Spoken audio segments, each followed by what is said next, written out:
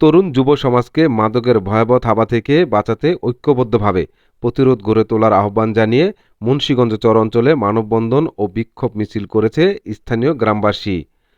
দুপুরে সদর উপজেলা মোল্লাকান্দি ইউনিয়নের চড্ডমুড়া বাজারে সড়কে অবস্থান নিয়ে ১.৫ ঘণ্টা পর্যন্ত এই মানববন্ধন কর্মসূচি পালন করা হয়। এ সময় এতে অংশ নেন স্থানীয় কয়েক শতাধিক মানুষ।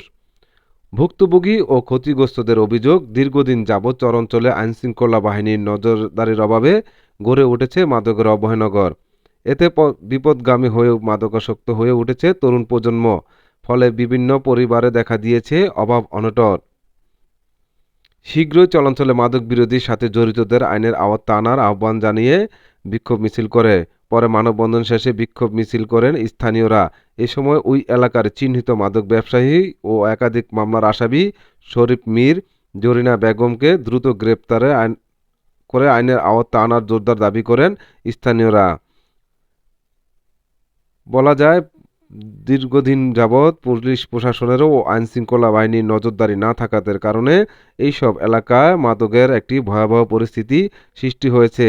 যাতে যুব সমাজ ও তরুণদেরকে বাঁচাতে এইসব কর্মকর্মের বিরুদ্ধে কঠোর হুঁশিয়ারি দেন মানববন্ধন ও বিক্ষুব্ধ এলাকাবাসী।